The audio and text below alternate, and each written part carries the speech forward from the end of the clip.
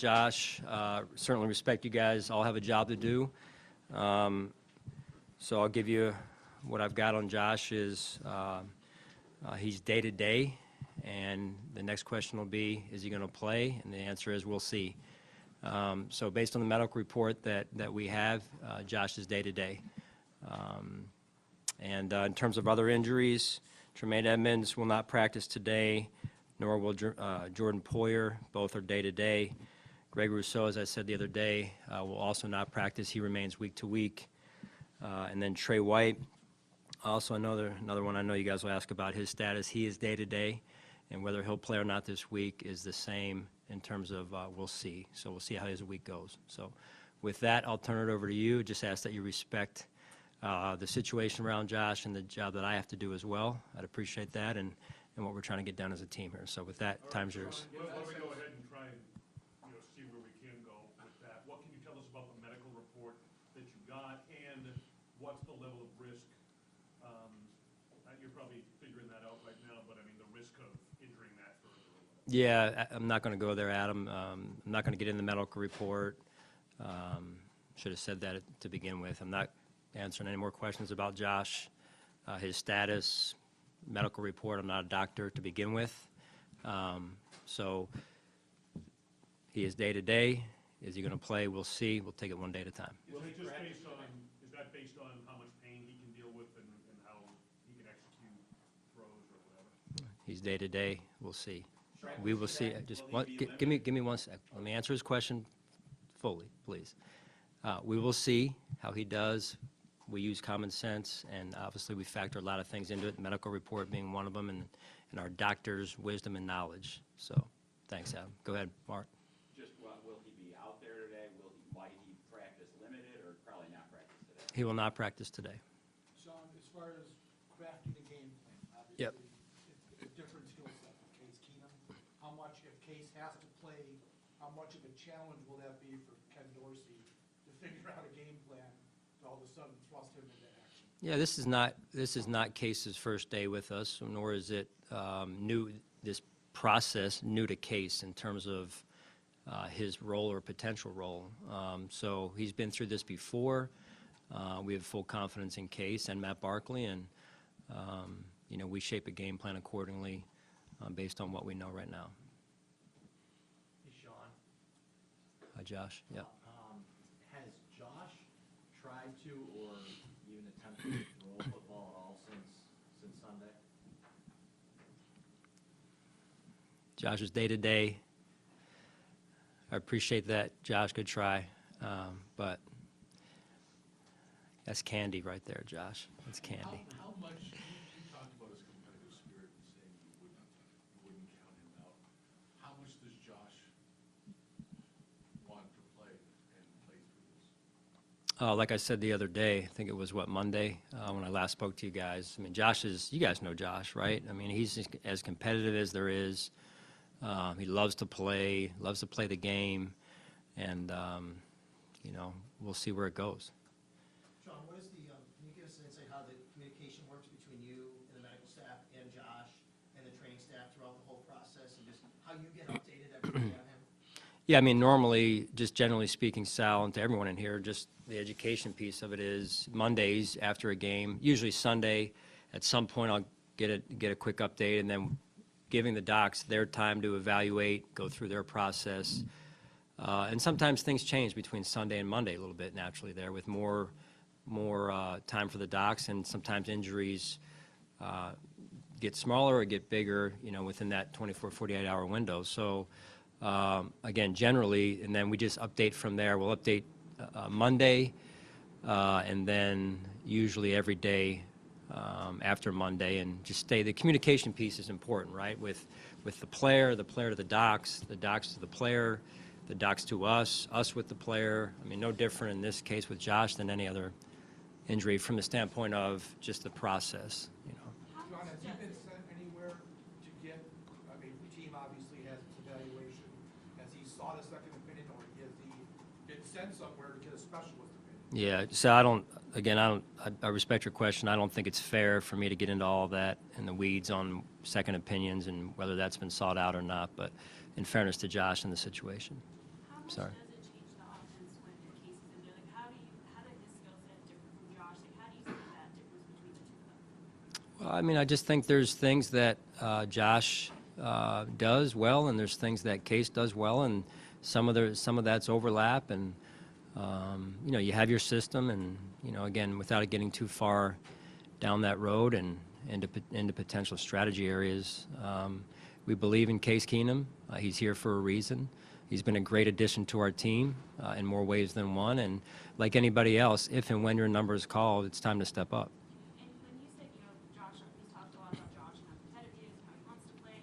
How much of the element of this is you and the training staff having to stop him? Like, obviously he'll want to be out there, but stop him from injuring himself further. Like, be there to be like, you have to be the other side of it if he wants to be out there playing naturally. Well, with any player, and we look at everything, and health and safety and health and well-being of our players is top priority, number one, before they go back out on that field. And that's my responsibility as a coach and our training staff's responsibility. To that point, is there anything from his rookie season injury you can take from, you know, how you handle if he wants to get back out there and if he's not ready? Just are there any learning lessons from that? Well, I think you always learn from experience and history. As a great teacher. So, you know, I think there's some things you can learn from, not specific necessarily to the injury, but just overall how a player handles things and how they respond to the bumps and bruises of the game from time to time. Sean, I would ask you more generally, Mm-hmm. and maybe the answer to this question is obvious, but I still want to hear your take on it. I mean, do you have a sense that, based on what we've been able to learn about the nature of this injury and that sort of thing, I mean, could this have been far worse, given the, you know, on the more severe end of this type of injury? And did he get up? Was he lucky in the sense, I guess, that it's a day-to-day situation? I don't know. I mean, it could all injuries that these guys with all these other guys as well that are day to day, they could always be worse, right? So there's take it with that, you know, with a grain of salt, just in terms of, yeah, things could always be worse, right? So, you know, we'll just again see where it goes. Sean, regardless who plays quarterback, how important is it to lean on your run game maybe a little more, at least get more production out of your run game, other than the quarterback running the football? Yeah, yeah, I know where you're going with that, Sal. Yes, I mean, overall, you know, you really don't want to have that show up on the stat sheet like it did this past week, Josh being the #1 rusher and then also throwing like he did. And so everything in balance, everything in moderation is important. John, can you explain a little more what you mean by Trey White being day-to-day? Because he had 3 healthy practices last week, not on the injury report, didn't play. Is there an injury status with him now or something like that? No setback, no new information, but I know that that's asked about, and I said that last week with Trey also. He was day-to-day in terms of his week preparation and then his status for the game. So, forgive me if I missed it. Milano, is he good to practice? He's good to practice, yep. Sean, in a situation like this, what are the benefits of having the relationships that the quarterbacks do with each other?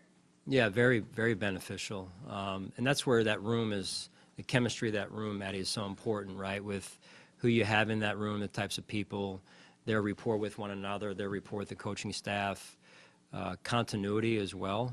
Case is new this season, but Matt's been around, and Case is very experienced and has a lot of great feel for the position. Growing up in the family, grew up in #1, being coached there by his dad, and then also just his experience in the NFL. Sean, it seems like it's kind of rare that a trade works out for both teams, but with Stef Diggs, Justin Jefferson, it sure seems like that did work out for both sides.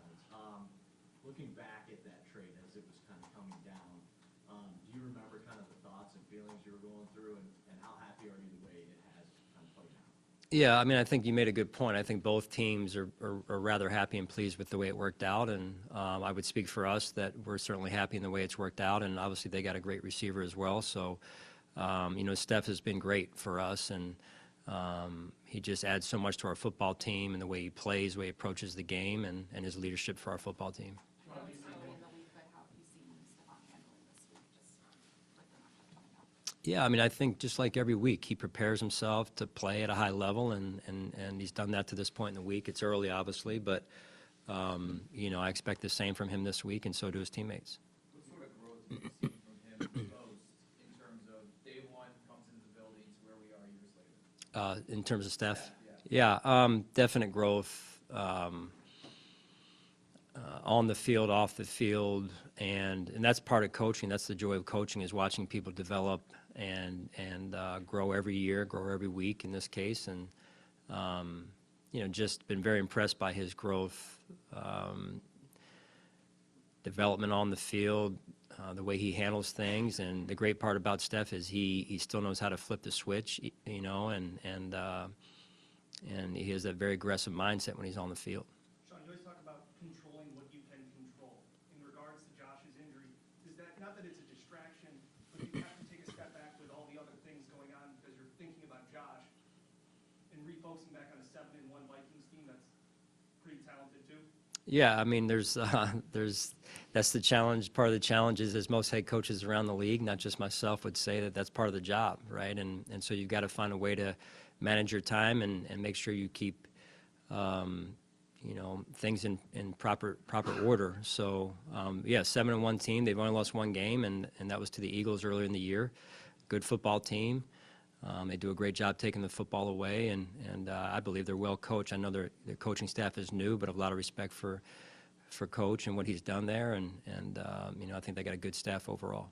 I know you preach playing 60 minutes all the time, but this team is very good in the fourth quarter. They've come back a lot. Yep. How important is that this week to make sure that everyone understands a 60-minute football game? Right, they've won a lot of close games. Again, mentioning taking the ball away, and they've won a lot of close games, and that's hard to do.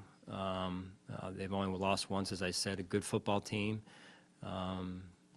You know, so we've got to obviously have a good week of practice and be on our A game this weekend. And it'll be nice to be home in front of our fans and our crowd, and getting that 12th man involved. Sean, have you been able to keep up with Harrison Phillips at all? His organization is still pretty active in the Western New York community. And your impressions, looking at them on film, how he's done this year? Yeah, he's played at a high level, and Harry's he'll always be a guy that I keep track of and stay in touch with. And obviously it's tougher during the season, but we've exchanged a text or two.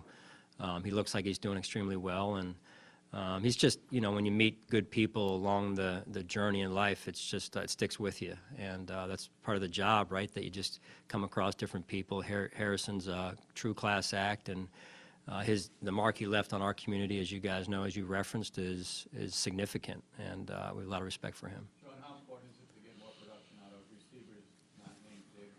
You suggested that after the last game. Yeah, it's very important, right? Like I mentioned, Jerry, everything in moderation. So we've got to make sure that, you know, we're spreading the ball around and everyone's involved. And I think when you have that, you're a little bit harder to defend, and you know, people stay engaged. And so it's all about just continue to develop our roster, develop our football team, and in this case, the offense. Is this situation complicated, the whole Josh Allen situation? We'll see. Like I said, I mean, it's to me just focusing on developing a well-rounded plan is, yes, it's synced, but it's also a little bit separate. Last year, it sounded like a lot of, when Mitch Trubisky was back up, it sounded like a lot of his day-to-day was getting the defense ready, studying the opposing Right. quarterback, help them. How similar is that to what Case has been doing this year? Just in, you know, being ready for, if he is to go in, but also preparing the defense. What's that split kind of like during practice? Yeah, I think it's interesting what you find usually with some of the more veteran backups, if you will.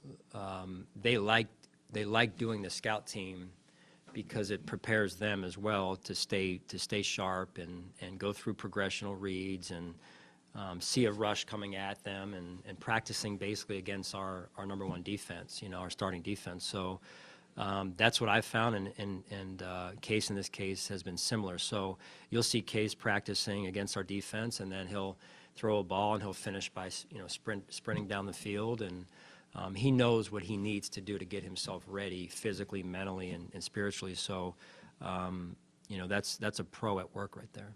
How do you coach and try to correct or improve the challenges you guys have had with turnovers? You know, we talk about it a lot. We work on it a lot in practice, and I think in some ways, maybe not in all ways, it has improved. Early on in the year, we were losing more fumbles, probably so than we're losing current or recently. Recently, it's been more of the interceptions, so we definitely acknowledge it. We don't hide it.